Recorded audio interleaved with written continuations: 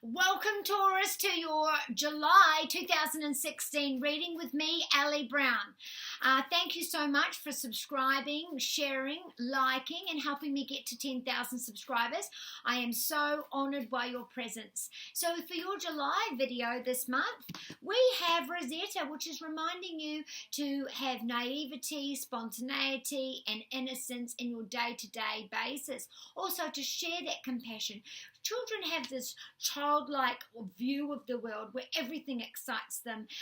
They are not corrupt by society's view of the world. They don't have any of that agenda. So for you, Taurus, during July, to remember to be childlike, to enjoy the spontaneity around you. For others in Taurus, this is about your children. Now, if you're a teacher, there's going to be a poignant moment during July where you're having a one-on-one or a really significant help in a child's life during July. If you're not a teacher or nurse or something that works with children, that goes for anyone that works with children, you're having a one-on-one moment where you're going to make an impact on someone's life. For you as a parent, there's a Cancer stellium going on till the 23rd of August, and this is about your home, this is about your contracts, and it's about your children, parenting. So you might find that one of your children needs a little bit more extra attention during July. So for work, we do have the Seven of Swords. Now this month, July, Taurus, I want you to keep an eye on stealing, getting into your computers, getting into your handbags, stealing your identity, trying to pass your ideas off as their own. And this is Swords, Gemini, Libra, or Aquarius. Someone might have a copyright issue, a manipulation, a stealing of ideas, passing ideas of yours off as their own. This is also about feeling like you're being used or taken for granted at work.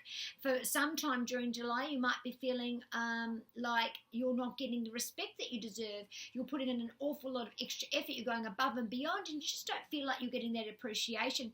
For others, this is about temporary travel, where you have to go and launch these new ideas that you've researched before you go. This is also about being on the move.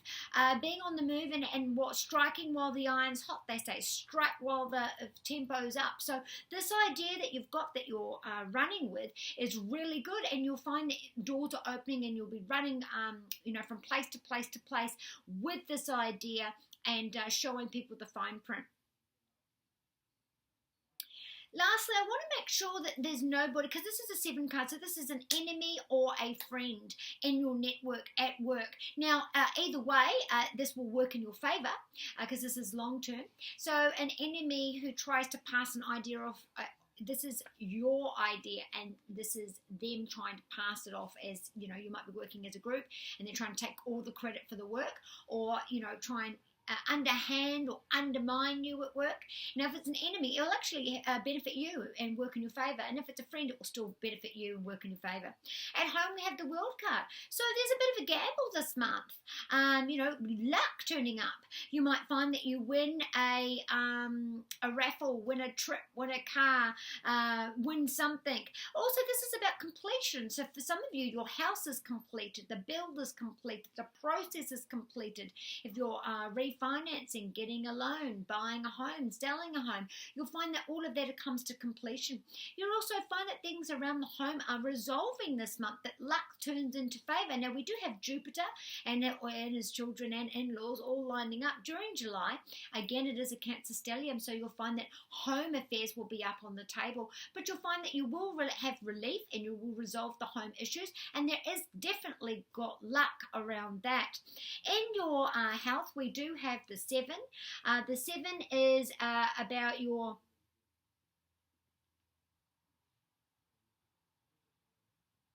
this is about your kidneys, your lower back, and they might be flaring up, fluid retention, ovaries, and veins. So you'll find that you might have more options than you thought. So if this is to do with ovaries, you might find that if there's been an IVF situation, that you've got more options than you first thought you would have. Also, this is about prioritizing. So maybe your doctor has said to you that you need to focus and prioritize your health this month to gain that growth, to gain those. Also, unbalance, because cups are about emotions. You might find that this is making you emotionally unstable. It's making you emotionally go up and down with that.